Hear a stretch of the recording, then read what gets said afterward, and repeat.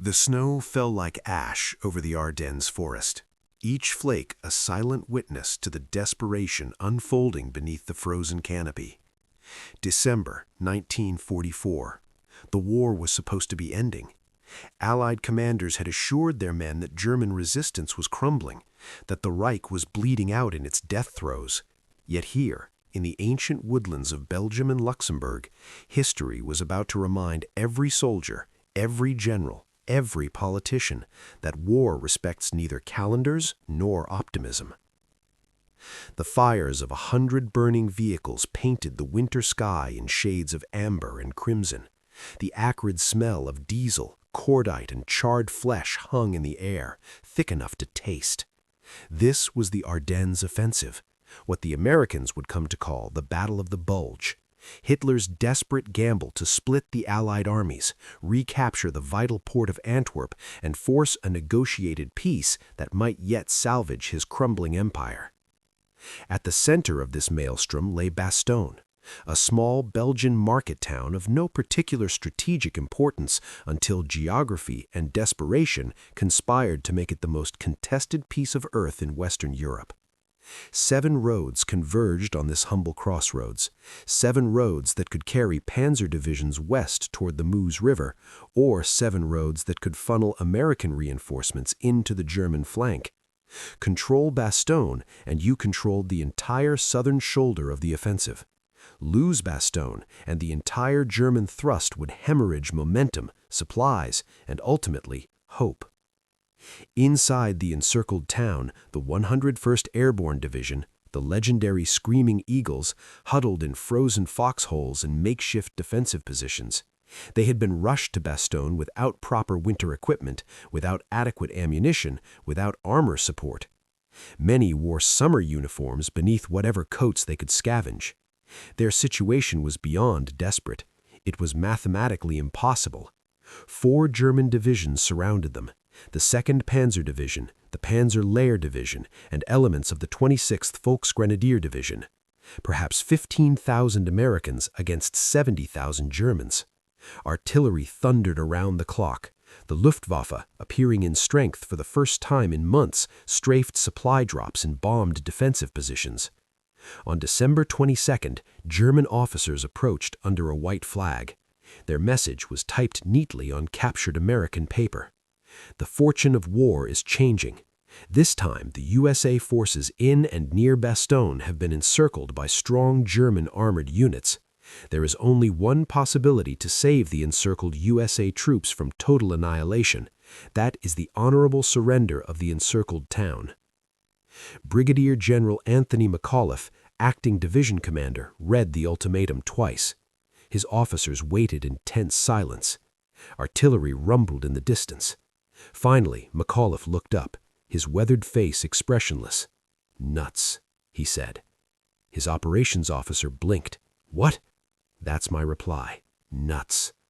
The word would echo through history, a single syllable of American defiance that perfectly captured the stubborn refusal to accept the inevitable. When the German officers received the typed response, they were genuinely confused. "Is this affirmative or negative?" they asked. "It means go to hell," came the translation. But defiance doesn't stop panzers. Defiance doesn't warm frozen feet or replenish dwindling ammunition. McAuliffe knew what every man in Bastogne knew. Without relief, without reinforcements, the mathematics of attrition would eventually render courage irrelevant.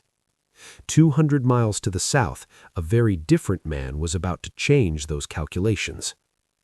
Lieutenant General George Smith Patton, Jr. stood in the wardroom of his 3rd Army headquarters in Luxembourg City, his twin ivory-handled revolvers gleaming at his hips, his eyes fixed on the situation map with an intensity that made junior officers nervous.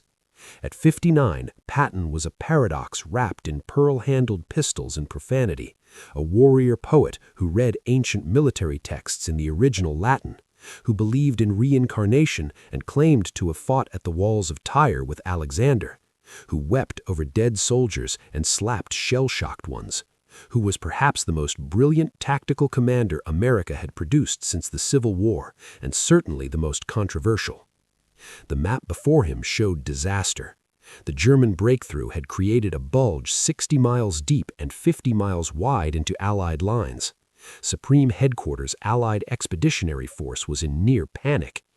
British Field Marshal Montgomery was already suggesting withdrawal to consolidate defensive positions. The Americans were scattered, surprised, and in some sectors routed. Patton saw something different.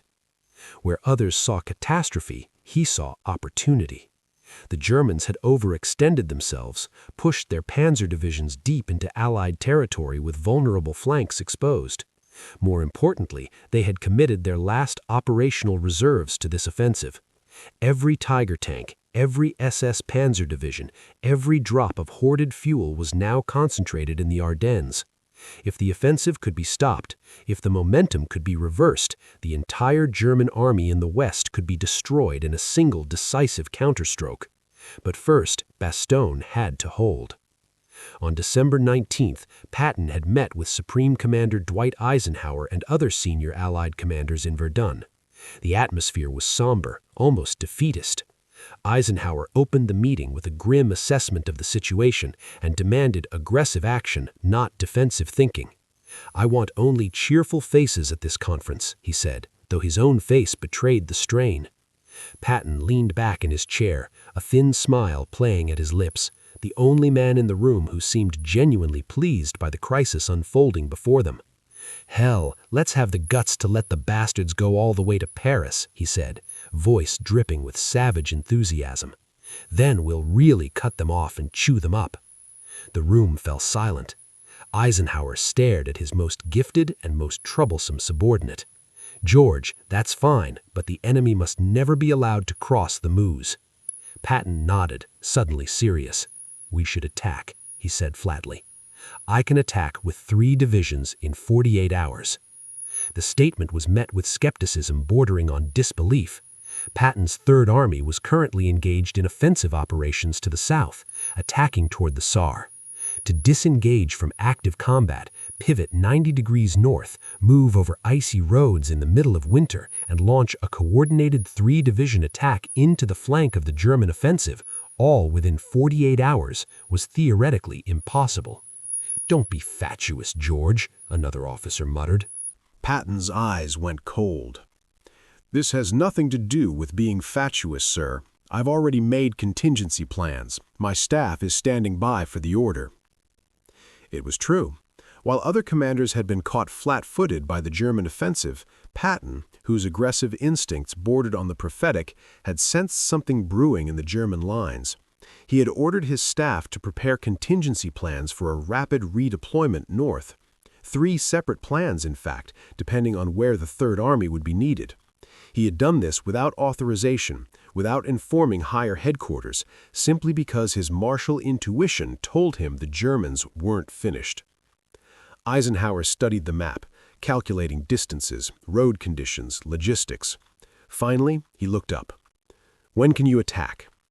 "December 22nd, 3 divisions." "That's 2 days from now." "Yes, sir." Eisenhower made his decision. "Go ahead, George. You have your mission. Relieve Bastogne and drive the Germans back." As Patton left the meeting, his aide noticed the general was practically vibrating with energy. "By God, Brad," Patton said to Lieutenant General Omar Bradley, this time the Kraut stuck his head in a meat grinder. He made a grinding motion with his fist, and this time I've got hold of the handle. What followed was one of the most extraordinary military maneuvers in American history. Over 72 hours, Patton's Third Army executed what military historians would later call a logistical miracle. Over 130,000 vehicles traveled more than 1.5 million vehicle miles, shifting 3 divisions, the 4th Armored, the 26th Infantry, and the 80th Infantry, from active combat in the south to attack positions in the north. They did this in the middle of winter, over icy roads, through blizzard conditions, while maintaining operational security to prevent German intelligence from detecting the movement. Patton drove his men relentlessly. He appeared at crossroads personally to direct traffic, his helmet gleaming, his voice cutting through the engine noise. "Keep moving! Keep moving! The men at Bastogne are counting on you." When convoys bogged down, he ordered military police to bulldoze civilian vehicles off the roads. When commanders reported that men needed rest, he responded with volcanic profanity. "I don't want them rested, I want them in Bastogne." But privately, away from the theater of command, Patton worried.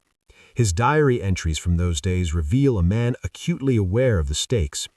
"We can still lose this war," he wrote on December 21st. "The Germans are colder than we are, but not as cold as those poor bastards in Bastogne. We must attack early and continuously. Nothing else matters." He also prayed. For all his volcanic persona, Patton was deeply, if unorthodoxly, religious.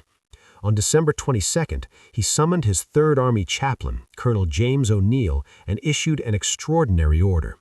"I need a prayer for good weather. I'm tired of these soldiers having to fight mud and floods as well as Germans. See if we can't get God to work on our side." The chaplain composed what would become known as the weather prayer, asking for clear skies so ground support aircraft could operate. He had it printed on cards and distributed to every man in Third Army, 250,000 copies.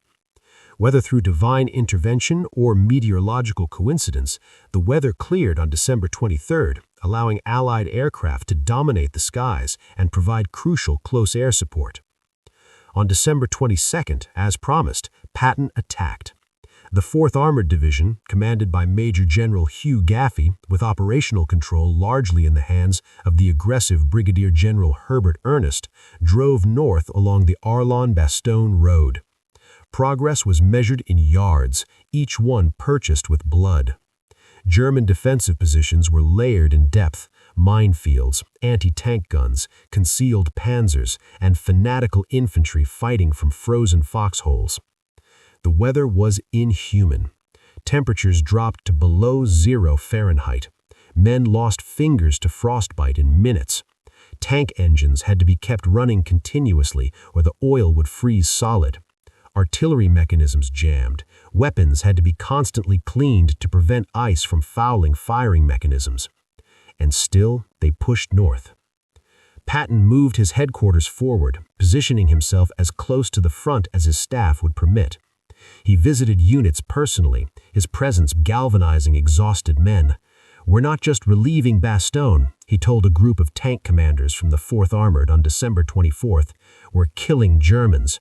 Every Tiger we destroy, every SS man we put in the ground is one less bastard who will be able to kill American boys tomorrow. This isn't about ground, it's about extermination." His language was brutal, deliberately so. Patton understood the psychology of combat leadership. In the face of impossible odds and inhuman conditions, men needed to believe their suffering had purpose beyond mere survival. They needed righteous anger. They needed a commander who matched their pain with fury. But tactical brilliance required more than motivational profanity. Inside Bastogne, the situation had become critical. Ammunition was rationed to handfuls of rounds per man. Artillery shells were fired only at verified targets. Medical supplies were exhausted. Surgeons operated in cellars by candlelight without anesthesia. The wounded lay in freezing rooms wrapped in salvaged German blankets, trying not to scream. The psychological pressure was as deadly as the German artillery. Men could hear the panzers circling the perimeter, engines growling in the darkness like mechanical predators. German loudspeakers broadcast propaganda. "Americans, you are surrounded. Your friends have abandoned you. Surrender while you still can." Occasionally, the broadcasts would be more personal. "Americans in Bastogne, your wives are cheating on you while you freeze in Belgium. Give up. Save yourselves." Some men broke. Shell shock, what a later generation would call PTSD, afflicted even veteran paratroopers. Men would be found staring at nothing, unresponsive, having retreated somewhere deep inside where the war couldn't reach them. Others became hyper-aggressive, volunteering for suicidal patrols just to have something to do besides wait for the next artillery barrage. McAuliffe maintained a facade of confident defiance, but his staff could see the calculation in his eyes. How much longer? How many more days could they hold? The perimeter had contracted. German tanks had penetrated defensive lines multiple times, only to be stopped by desperate close-range fighting. Bazooka teams stalking tigers through rubble. Individual paratroopers clinging to tank hulls to plant grenades in engine compartments. Then, on December 23rd, the weather cleared. The clouds parted like a biblical revelation, and suddenly the sky was full of American aircraft. C-47 transport planes roared over Bastogne at low altitude, dropping supplies on colored parachutes, red, white, and blue bundles of ammunition, medicine, food. Some landed in German lines, but enough reached the defenders to make the difference between collapse and endurance. Fighter bombers, P-47 Thunderbolts, circled overhead like protective angels, diving on German positions with rockets and machine guns. For the first time in days, the men of the 101st heard friendly aircraft engines and felt something they had almost forgotten: hope. But hope doesn't kill panzers. For that, they needed Patton. By December 25th, Christmas Day, the 4th Armored Division had covered 20 miles of the 35 miles to Bastogne. Progress had slowed to a crawl. Every village was a fortress, every bridge was demolished, every crossroads was pre-targeted by German artillery. The division had taken horrific casualties, entire tank platoons destroyed, infantry companies reduced to platoon strength. Patton was consumed by a fury that bordered on mania. He had promised relief, and every hour of delay felt like personal failure. On Christmas morning, while other commanders attended religious services, Patton stood in a frozen field watching tank recovery crews work to salvage disabled Shermans. His aide approached cautiously with a traditional Christmas greeting. "Merry Christmas, General." Patton didn't turn. "There's nothing merry about it. Men are dying while we stand here." He watched a Sherman being dragged backward, its turret blackened by fire. "How many?" "Sir? How many tanks has 4th Armored lost?" "Approximately 40% of operational armor, sir." Patton's jaw tightened. "Not acceptable. I want Combat Command Reserve committed, now." "General, CCR is the division reserve if we commit them and encounter heavy resistance. If we don't commit them, the men in Bastogne will be corpses by New Year. Give the order." At that moment, a young lieutenant from Division Intelligence approached, breathless from running. "General Patton, sir, urgent intelligence from aerial reconnaissance." Patton turned, eyes sharp. "Report." "Sir, reconnaissance flights over the German rear areas northwest of Bastogne have identified a significant concentration of abandoned armored vehicles.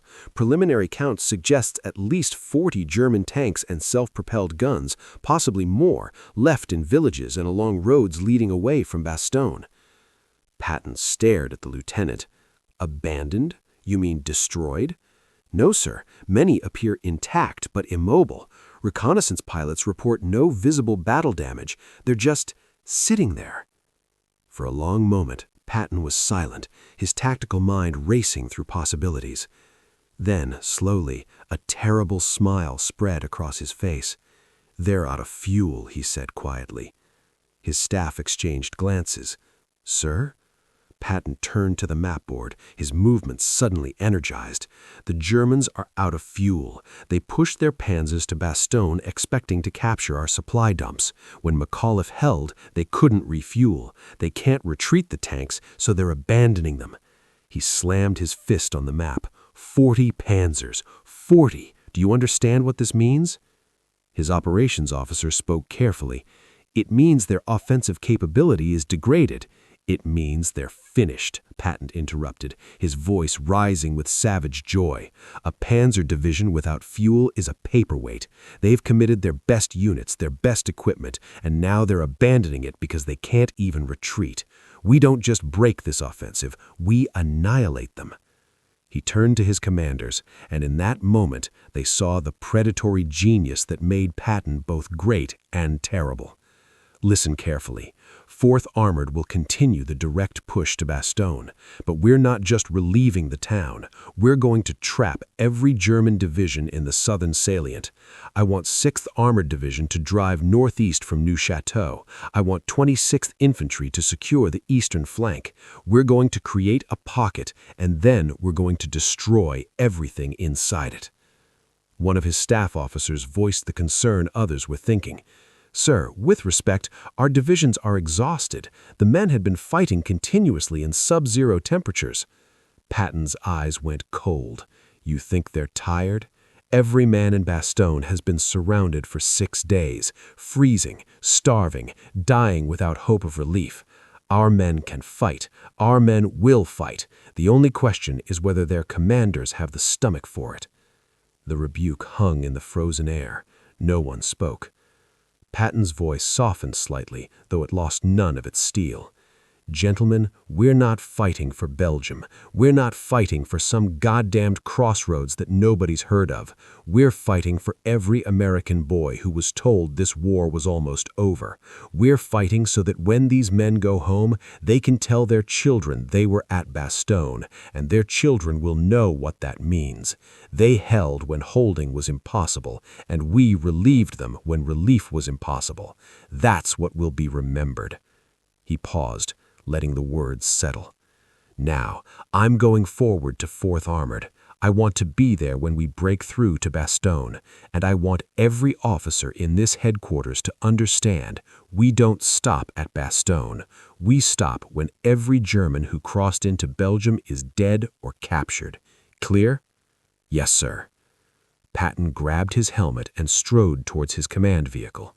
As he reached the door, he turned back. And someone get me a count on those abandoned panzers. I want photographs. I want to know exactly what we're capturing. This is going to make one hell of a story. On the afternoon of December 25th, elements of the 4th Armored Division's Combat Command Reserve, spearheaded by Lieutenant Colonel Creighton Abrams' 37th Tank Battalion, finally broke through the German encirclement south of Bastogne. The breakthrough came near the village of Bastogne, where a violent 4-hour battle left the snow stained red and dozens of burning vehicles marking the route of advance. Patton had positioned himself at a forward command post just behind the attacking units. He could hear the battle, the distinctive crack of high-velocity tank guns, the hammer of machine guns, the concussive thump of artillery. His staff stood nearby, monitoring radio traffic, but Patton paid them no attention. His eyes were fixed on the northern horizon, as if he could will his tanks forward through sheer force of personality. Then the radio crackled to life. Headquarters, this is Cobra King. We've made contact with friendly forces in Bastogne. I repeat, we are in Bastogne. Over. The command post erupted in restrained celebration. Quiet cheers, handshakes, the release of 6 days of unbearable tension. Patton permitted himself a thin smile, then issued orders. Get me General Gaffey. I'm going into Bastogne. His staff immediately objected. The corridor to Bastogne was barely secure, still under German fire from both flanks. Mines littered the roads, snipers infested the woods. For the army commander to enter now was an unnecessary risk. Patton listened to none of it. I promised those men relief. I'm going to look them in the eye and tell them they held when the whole world said it was impossible. Nobody's stopping me, especially not some fucking German. Less than 2 hours later, Patton's jeep rolled into Bastogne through the narrow corridor his man had carved in blood. The town was an apocalyptic landscape. Shattered buildings, burned vehicles, rubble-choked streets. Dead Germans and Americans lay where they had fallen, frozen solid, some in positions of combat, others simply collapsed from exhaustion and wounds. Artillery craters pockmarked every open space.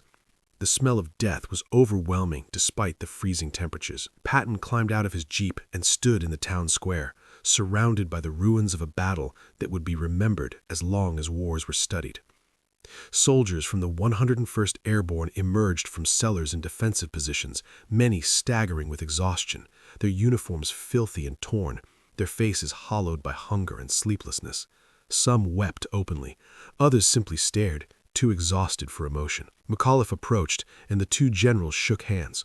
Patton noticed that McAuliffe's hand was shaking, not from fear, but from days without sleep and the adrenaline crash of survival. "You held," Patton said simply.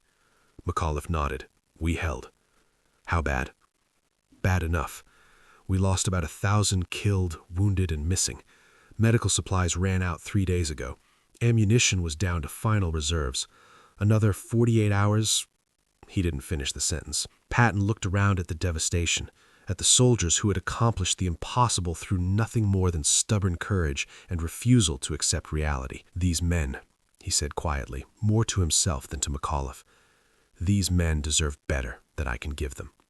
Better than any general can give them." It was perhaps the closest George Patton would ever come to humility. He spent the next hour walking through Bastogne, visiting aid stations, talking to soldiers.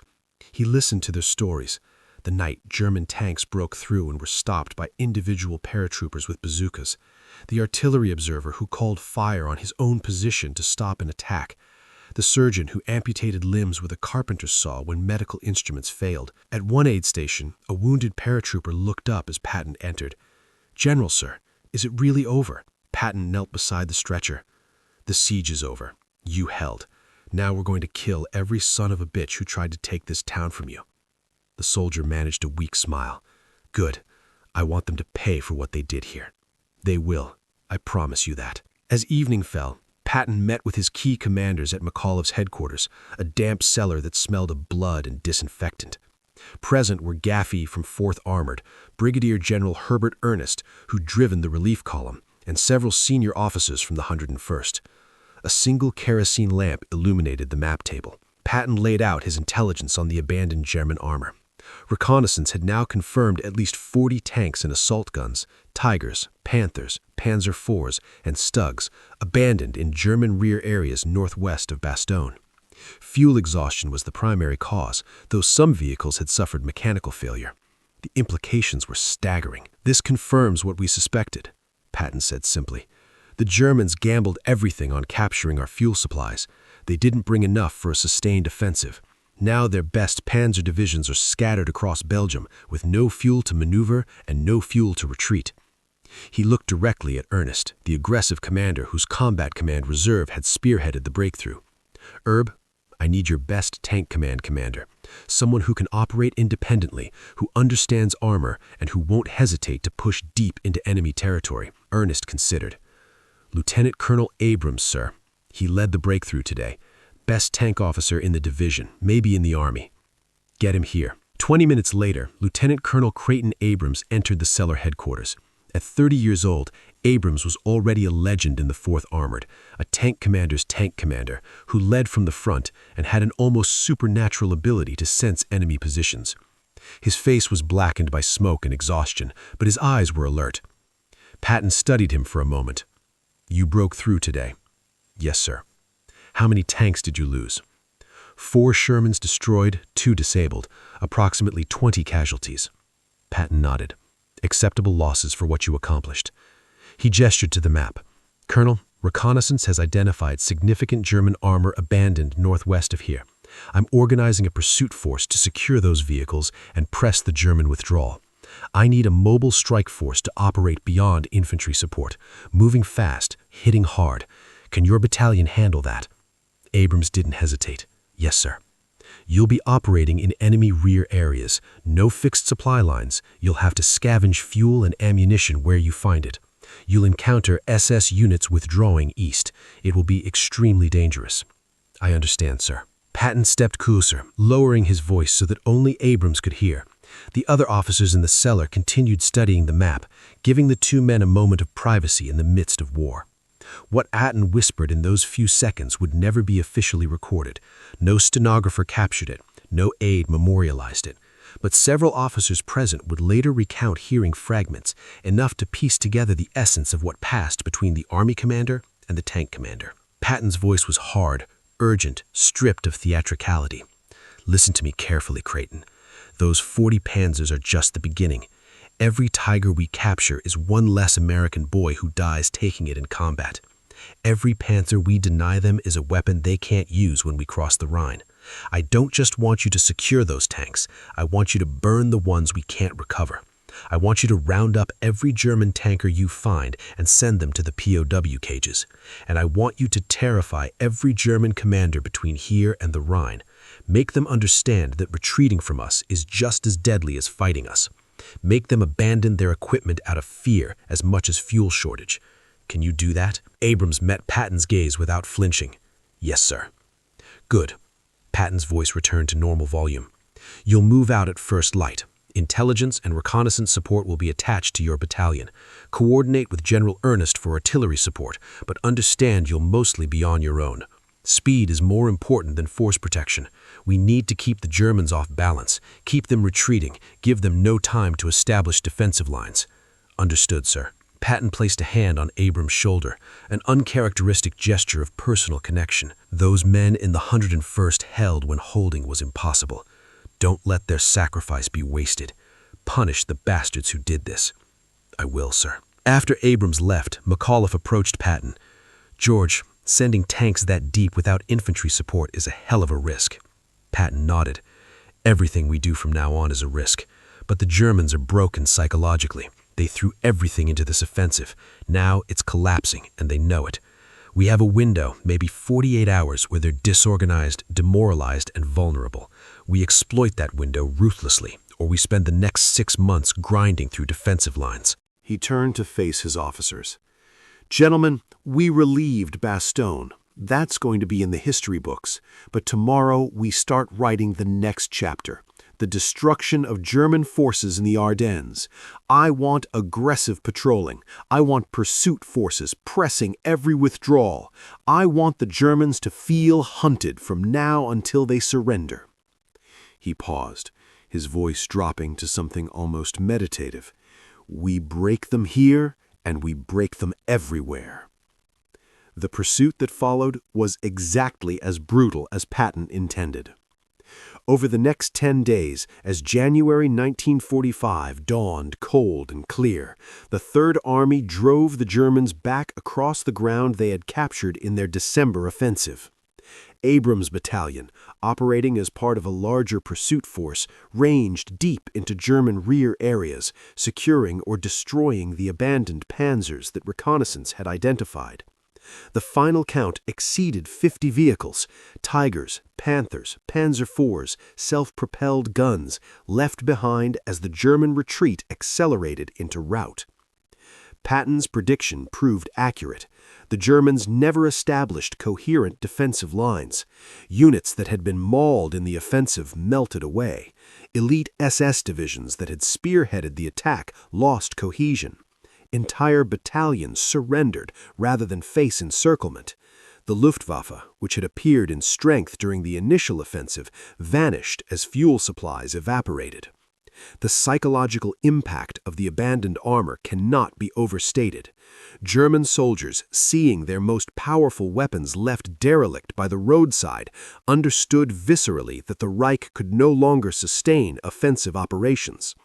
American soldiers, photographing themselves atop captured Tigers and Panthers, felt the momentum shift. These were the invincible panzers that had terrorized Europe for 5 years, now reduced to immobile scrap metal, monuments to strategic overreach and logistical collapse. Patton was everywhere during the pursuit, at forward command posts, visiting frontline units, driving his commanders to maintain pressure. He slept perhaps 3 hours a night, sustained by rage and purpose. His diary entries from early January reveal a man who understood he was participating in the Wehrmacht's destruction. January 4th, clear and cold. Third Army continues to attack. German resistance crumbling along entire front. We are killing them wholesale. If Bradley and Montgomery would attack with equal vigor, we could end this war in weeks. January 7th, visited 4th Armored. They've captured or destroyed 53 German tanks in the past week, most abandoned for lack of fuel. The Germans are finished as an offensive force. Now it's just a matter of how many we can kill before they surrender. The language is brutal, but it reflects the brutal reality of January 1945. This was not war as policy debate or strategic calculation. This was industrial-scale killing. Armies destroying armies, the final spasm of a European conflict that had consumed 50 million lives. By mid-January, the Bulge had been eliminated.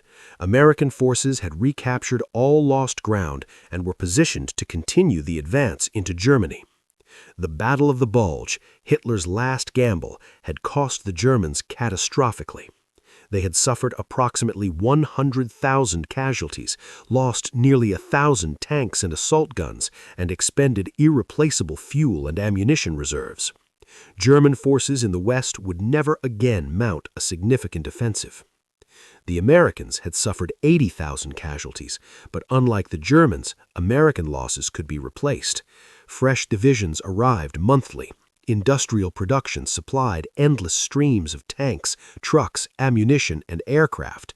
America's logistical advantage, the unsexy foundation of military victory, had proven decisive. But the human cost cannot be reduced to statistics.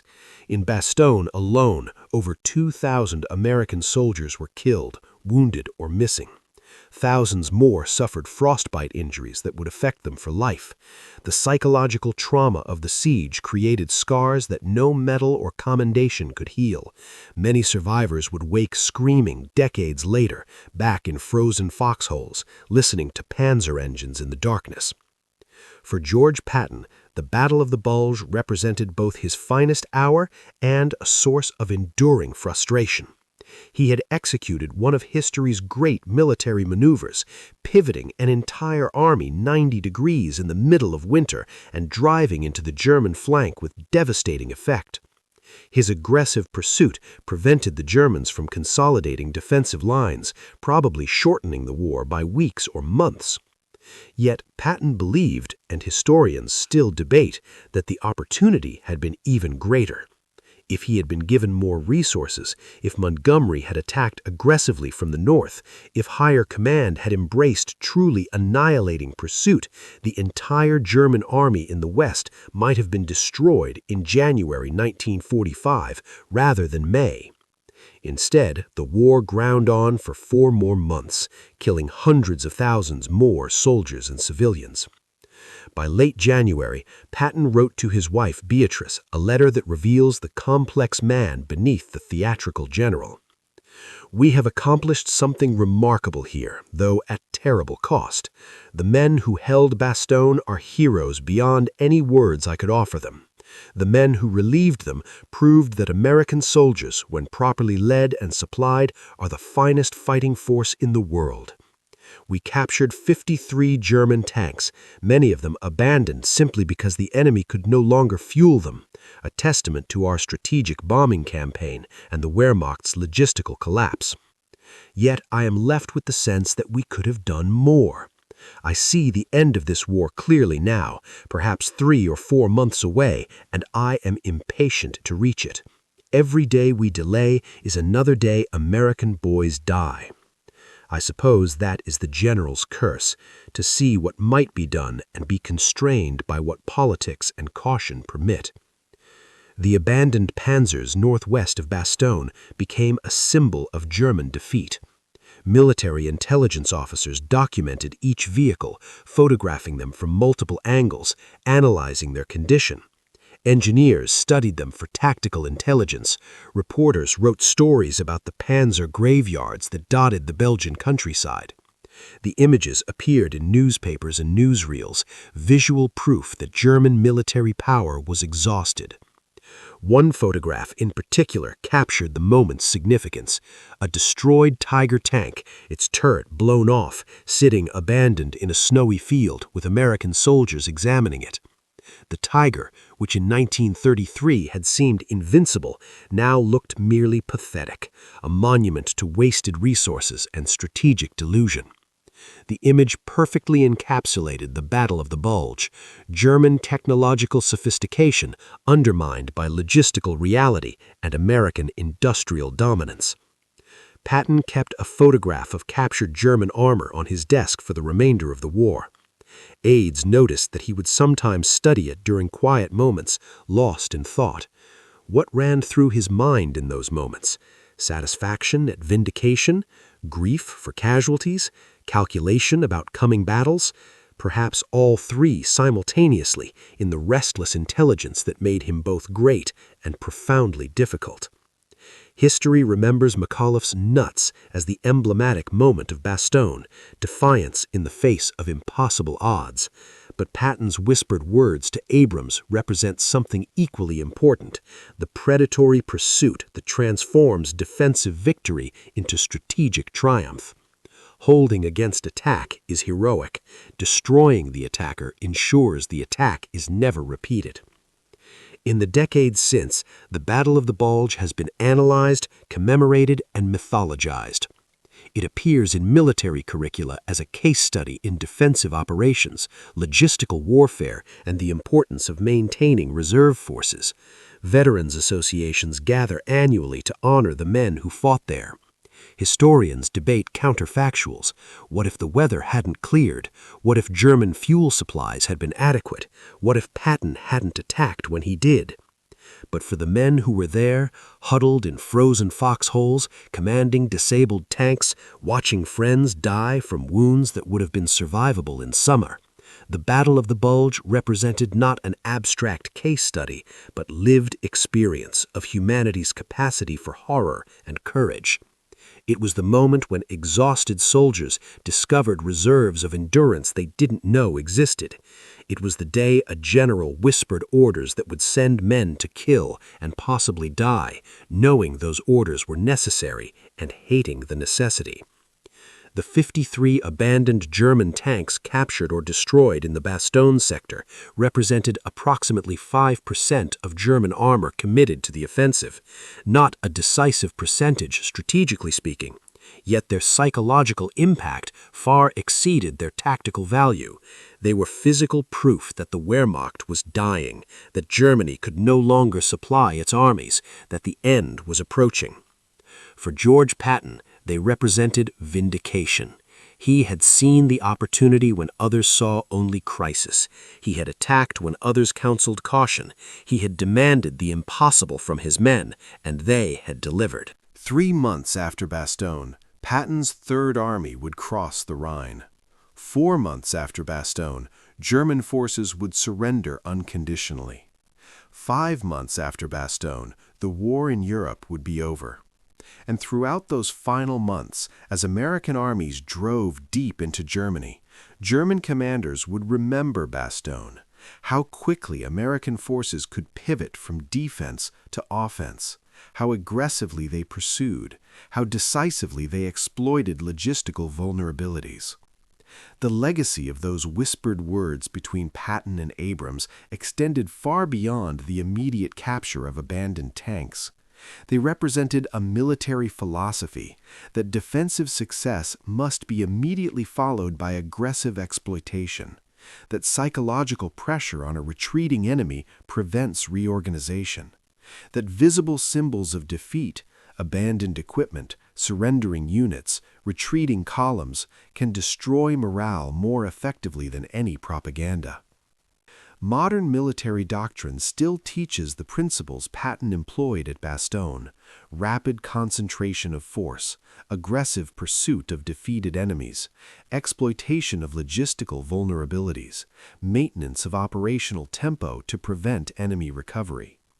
The specific technologies have evolved: Shermans replaced by Abrams tanks, P-47s replaced by F-35s, but the underlying philosophy remains: defend successfully, then attack ruthlessly. In April 1945, as Third Army drove into Czechoslovakia, Patton received word that the 4th Armored Division, the unit that had relieved Bastogne and spearheaded the pursuit, had liberated a Nazi concentration camp. His first reaction was disbelief. Then he saw the photographs. Then he visited the camps personally. What he found there, the skeletal survivors, the mass graves, the industrial infrastructure of genocide, shattered something in him.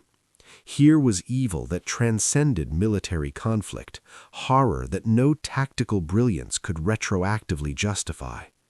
Patton, who had spent his entire adult life preparing for war, who believed in martial glory and the nobility of combat, confronted the reality that this particular war had been fought against an enemy whose depravity exceeded anything in his classical education.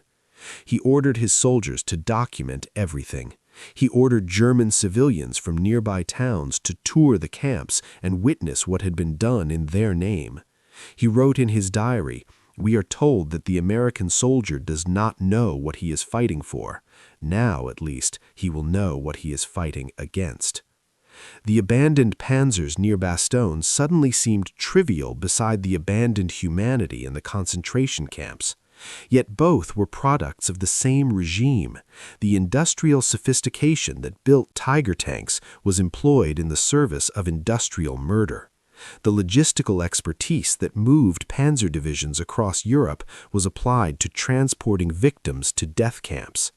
German excellence in engineering and organization had been corrupted by ideology into instruments of atrocity. For Patton, the discovery of the camps added moral clarity to what had been, for him, primarily a military challenge. The war was no longer just about defeating enemy armies. It was about destroying a system so evil that its total annihilation became a moral imperative. He never spoke publicly about the connection between Bastogne and the camps, but his diary entries suggest the linkage. Every day we delayed in Belgium was another day the camps operated. Every German division we failed to destroy completely was resources that sustained the apparatus of genocide.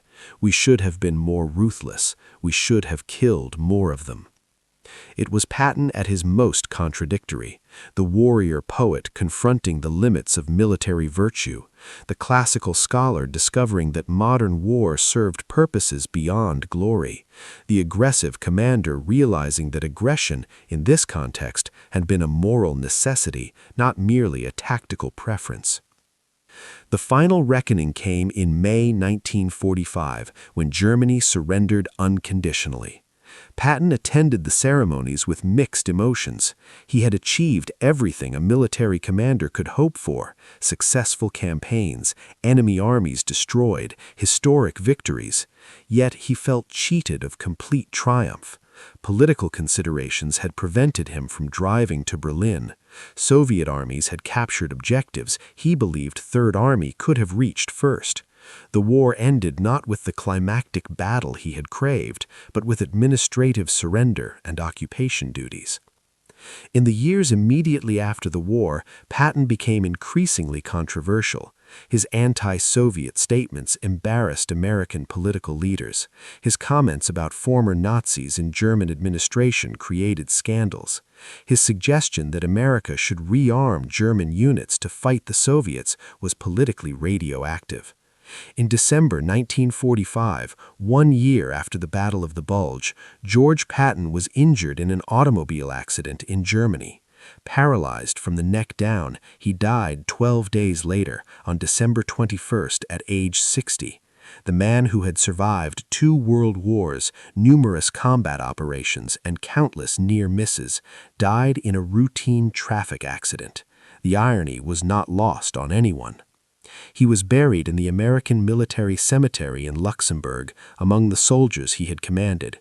His grave is marked by a simple white cross, identical to thousands of others, though his is set slightly apart, even in death distinctive. Lieutenant Colonel Creighton Abrams, the tank commander to whom Patton had whispered orders in that Bastogne cellar, went on to become Chief of Staff of the United States Army during the Vietnam War. He never publicly disclosed exactly what Patton had said to him that evening, though he spoke often about Patton's leadership philosophy: aggressive, uncompromising, psychologically sophisticated. The M1 Abrams tank, America's main battle tank since the 1980s, is named in his honor, a direct lineage connecting Bastogne to modern armored warfare. The 101st Airborne Division received a Presidential Unit Citation for its defense of Bastogne, one of the highest honors an American military unit can receive. The division's reputation as elite infantry was forged in those frozen foxholes.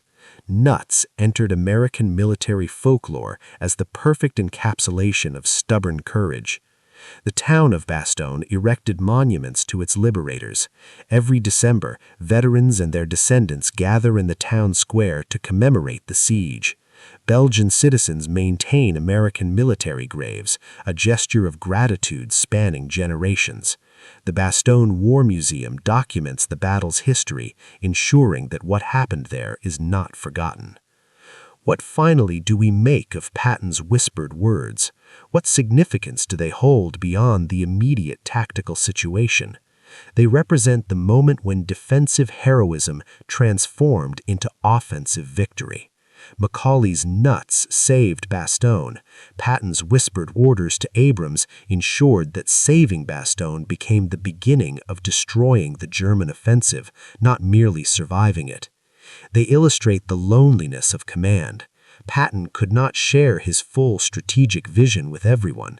He could not publicly articulate the ruthlessness required for decisive victory. But he could whisper it to the man who would execute it, trusting his tactical judgment and moral strength.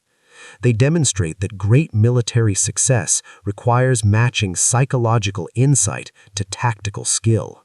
Patton understood that abandoned panzers were not just captured equipment, they were symbols of enemy collapse that could accelerate demoralization and retreat. And perhaps most importantly, they remind us that history's famous moments, the quotable speeches, the heroic last stands, the dramatic gestures, rest on countless private moments, whispered orders, difficult decisions, exhausted men doing impossible things because someone they trusted told them it mattered. The Battle of the Bulge was won by the men who held Bastogne, but it was secured by the men who pursued the German retreat. Both groups were heroes. Both groups suffered terribly. Both groups made choices that privileged mission over personal survival. In the end, the abandoned panzers near Bastogne are footnotes in most histories, tactical details, interesting anecdotes, statistical entries, but they represent something larger, the moment when German offensive capability died, when the Wehrmacht's logistical fragility became catastrophic weakness, when American industrial and tactical superiority became undeniable. And they exist because George Patton saw opportunity in crisis, because Creighton Abrams executed aggressive orders competently, because thousands of soldiers endured cold and fear and death to drive north through a Belgian winter. This is how wars are won, not by grand strategy alone, but by the accumulation of tactical victories, each one purchased with blood, each one contributing to the eventual collapse of enemy will and capability. The snow has long since melted from the Ardennes Forest. The destroyed tanks were salvaged decades ago. The soldiers who fought there are nearly all gone now, part of a generation that saved the world and then returned home to build the post-war order. But the lessons remain. The courage remains. The memory remains. In cellars beneath Bastogne, where wounded men waited for death or deliverance, and in frozen fields where tanks fought over meaningless villages, something profound happened. Ordinary men, given impossible tasks, accomplished them anyway. Not because it was easy, but because it was necessary. Not because they were superhuman, but because they were human in the most essential sense, capable of endurance, sacrifice, and courage beyond calculation. That is the legacy of Bastogne. That is what Patton understood when he whispered orders to pursue and destroy. That is what those 53 abandoned panzers represented, not just tactical success, but the visible proof that even the most formidable enemy could be broken by sustained pressure, aggressive action, and refusal to accept defeat. The war would continue for 4 more months. More battles, more casualties, more difficult decisions. But after Bastogne, the outcome was certain. Not inevitable. Wars are never inevitable, but certain. because the men who held and the men who relieved had proven they could endure anything the enemy could inflict and then counterpunch with devastating effect. That is worth remembering. That is worth preserving in history. Not to glorify war. There is nothing glorious about frozen corpses or amputated limbs or psychological trauma, but to honor the men who endured it and to learn from their example. Courage can be commanded but not created. Leadership can inspire but not manufacture. Victory can be planned but not guaranteed. Yet at Bastogne, all three combined in proportions sufficient to change history's trajectory. And it began with a general whispering orders to a tank commander on a frozen December evening in a Belgian town that would become a synonym for American resilience.